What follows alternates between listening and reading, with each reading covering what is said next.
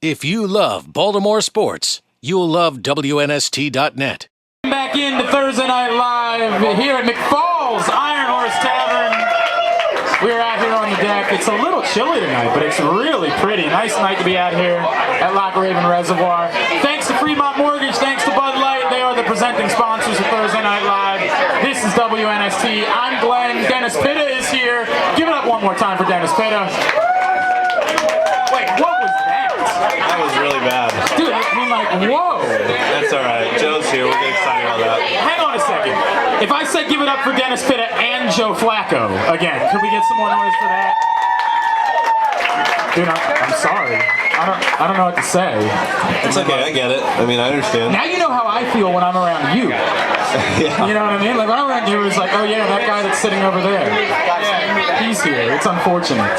I'm sorry it had to happen. You probably get that around most people. That is true, actually. Yeah. That's not the way it works.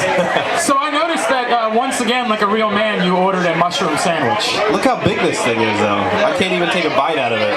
That is massive. It is really the largest thing I've ever seen in my life. What is this again? This is the Iron Powerhouse. The Iron Powerhouse sandwich, and it's tremendous. Joe, please tell me you ordered something more manly than a mushroom sandwich. Yeah, my man's going to be playing like 220 pretty soon if he keeps eating all those. No, I'll be good. Dude, we've done 5 of these. I'm pretty sure Dennis has ordered vegetables at 3 of them. I'm pretty sure that's the way that it's worked. Well, vegetables are healthy for you, so. Well, I wouldn't know anything about that. I know, clearly. Yeah, all right. All right, so I heard a rumor that you guys went to the game on Monday night. We did. I feel like Joe's really into it, by the way. Like, Joe's been ducking in trying to see the score. Yeah. I mean, I think he's definitely more of a base. I mean, he's got a brother that's in the Orioles system and all that, so. Has that been part of it for you, Joe? Have you been following the Orioles more closely since Mike ended up in the organization?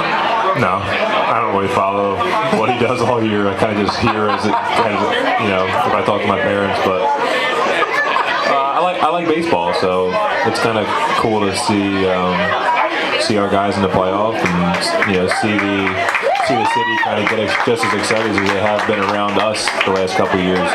We want to be good, and we want those guys to be really good, so we can have an upbeat city all year round. A lot of people have said that these games on Sunday and Monday, and you guys were there Monday, it felt like a football crowd out there. Like it just felt like raucous and wild atmosphere. Well, it's the same people. I guess it makes sense. At the games, I mean, there's a little bit less there just because I think ours holds more, but I mean, it's the same people. It's it's not your typical baseball. I mean, every game matters immediately. I mean, I wouldn't say that every game of baseball doesn't matter because in the end it comes down to 1 or 2 games all the time anyway. At some point, somewhere along the line, whether it's wild card division. But I would say right now it's just so right now in the playoffs of baseball, and that's something that you don't necessarily get all year, so it's kind of cool. That makes a lot of sense. Dennis, did you see this week ESPN.com ranked the greatest home field advantage in the NFL? I did not see that. You did not see that poll. The Baltimore Ravens and M&T Bank Stadium finished. Where do you think in the poll, where do you think they finished the best home field advantage in the NFL? Where do I think? Yes. I think they finished number 1. Well, that would be accurate. According to ESPN, the greatest home field advantage in the NFL is M&T Bank Stadium. Why is that, Dennis Pitta? I think we just have great fans here in Baltimore. People that are passionate about football, passionate about sports in general. And they come out and they get excited for the game. I think our organization does a great job with the game day stuff and getting the crowd into it. And so just a culmination of those things. And I think it's a great experience on game day. Joe, what is it about playing in M&T Bank Stadium? It seems like I get it. It's home, and so you guys get to sleep in your bed the night before and all those things. Not really. Well, you gotta sleep in a hotel, I guess. Yeah, we still sleep in a hotel. I mean, come on. I wish we slept in our own beds, but that's not going to happen. Our stadium is unbelievable. This is it's not the biggest city, and it's not the biggest market, but these people care about their football, and it's actually crazy. It took so long to get a team back here. The people here is unbelievable. I mean, when it comes to football, when it comes to sports here, it's just unreal. It helps that we get to have Ray Lewis come out of the tunnel and get these guys going. That's for sure. But it's just an awesome place to play. It's really loud. The stadium's just really nice. Kind of like Dennis said too. I think our whole organization, the media, everybody does a great job of making the stadium a fun place to go watch a game, and it's an awesome place to play. So you bring up the Ray Lewis thing. We know that at one point, and presumably while both of you are still here, Ray Lewis isn't going to play football anymore. Who's going to be that guy? Not the leader, not the linebacker, all the things that Ray Lewis does. Who's the guy that's going to be the last guy out during introductions to fire everybody up and do some sort of goofy dance? I'm guessing unless you practice much more on Dance Central 2, it's probably not going to be you, Dennis Fitter. What do you mean it's not going to be me? I'm just guessing that. No, it's not going to be me, to be honest. I mean, I'm never going to be announced last. It's going to be Joe. He's got to come up with some kind of dance. The honest answer is nobody. I mean, nobody is going to. I mean, that's the greatest intro ever. That's real too, right? That's not just like something that you guys say, like, oh, we like Ray doing it. I can, like, it literally. I honestly, I'll be real. I hated it before I got here. Are you serious? I couldn't stand it. I was like, what is that? I don't like that stuff. Just go out and freaking play the football game. Right. And then when I saw it in person, and I was on his team, I just couldn't believe how sweet it was. That's amazing. It's real. It's real how cool it is. I think it's one of the coolest things ever. I love when he comes out. I don't know why he doesn't come out every single week, even when the offense is introduced. I don't know why he doesn't come out last after the offense is introduced. Sure. I think it should be an every week thing. The fact that we only get it 4 times a year, or 6 actually, because 2 in the preseason. I have guys come to the game that I paid tickets for, and they're like, man, I just can't wait to see Ray Lewis come out of the tunnel. I'm like, yeah, sorry, we're coming out tonight. Sorry.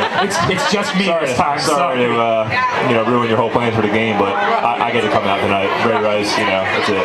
What about you? Were you the same way, Dennis? Did you, were you ever the whole goofy motivational thing isn't for me. Like, were you ever that type? No, I mean, I didn't watch a whole lot of Ravens games. Obviously, you see his dance all the time, and I always thought it was kind of cool, but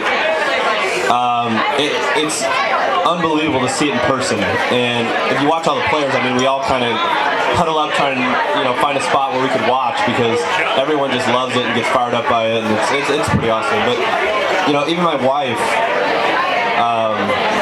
the other day we were talking, and she's like, "Who's getting announced this week?" And I said, "It's The Office." She's like, "Oh gosh, The Offense."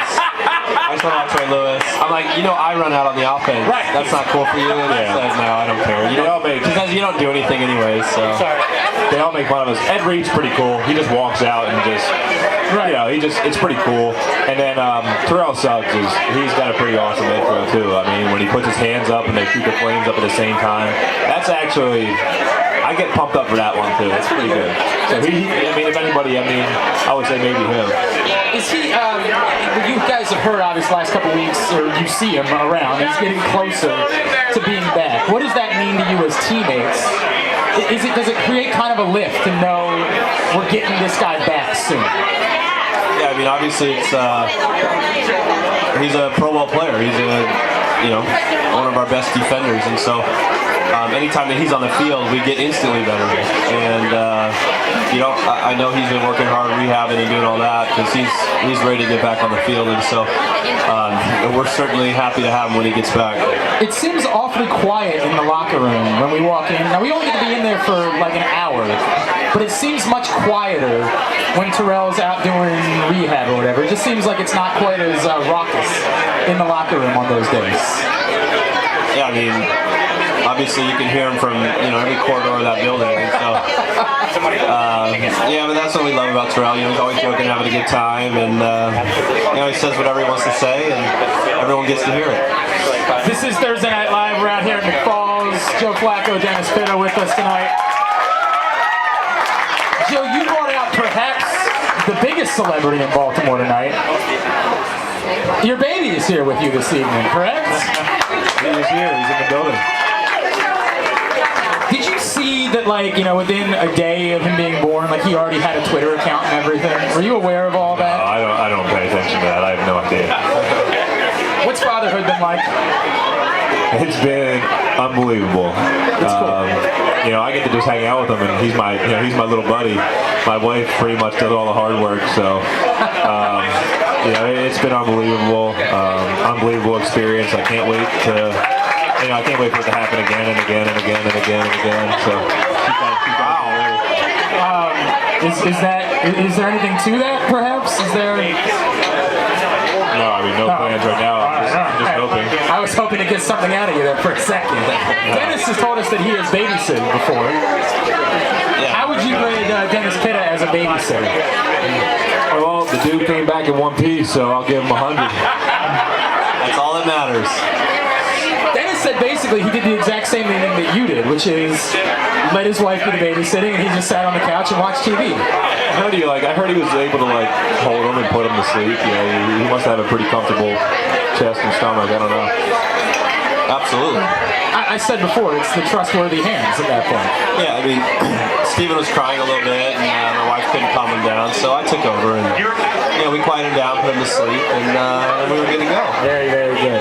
This Sunday, Dallas Cowboys come to town, being back at M&T Bank Stadium. I guess it's where, Joe, you played the Cowboys before in Dallas. That was your rookie year. Yeah. Certainly a remarkable last game at Cowboy Stadium. But I would assume that for everyone around your age, that you probably grew up seeing a lot of Cowboys and kind of being force-fed Cowboys, Cowboys, Cowboys all the time. Yeah. Back when Troy was there and Michael Irvin, Emmitt Smith, Harper, I mean, all those guys. Obviously had a great team in the 90s, and a lot of people, no matter where you were in the country, a lot of people really loved the Dallas Cowboys, and a lot of people really hated them. And, sure. It's just one of those franchises that have had a pretty storied past and have had a history of being very good. So it's always a pretty full game and a pretty good game. They're always a very talented team, so it should be a good game. Dennis, does it lead to you guys? It's easy to be amped up. You play the Steelers, you play the Bengals, somebody like that you're familiar with. But just the name recognition of it being Cowboys, does it make it a little bit more of a big deal on Sunday? Yeah, I mean, every week's obviously a big deal. Thank you. I'm sorry. I got to give you the political answer. You know that. Thank you. No, but I mean, I've never played the Cowboys in my career, and it's exciting. It's something that I'm looking forward to. And I grew up down in Southern California. The Cowboys used to go for training camp down there all the time, right by where I grew up, and so I got a lot of friends in that area who are big Cowboy fans because of that, and I've just seen a lot of them, but. It's going to be an important game for us, obviously, like any other, and obviously we want to play well at home. So, all that considered, it's a fun one to play on Sunday. You guys talk about you went 8-0 at home last year. Is that a big deal to try to duplicate that again this year, Joe, to do the perfect record at home? We talk about it, and the bottom line is if you can do that, then you put yourself in a very good situation. The rest of the way. I don't know how to put it. I don't necessarily know the best way to put it. It is a big deal. At the same time,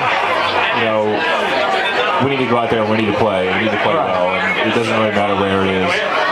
We do tend to play well here, and we do want to protect that and continue to win as much as we can. And it's not because we haven't lost here in a while. It's nothing about keeping us undefeated or keeping our streak at home alive. It's not really about that. It's just about taking it on an individual game basis. And we happen to be playing at home this week, and we need to feel like we need to go out there and defend our turf and play really well. If you love Baltimore sports, you'll love WNST.net.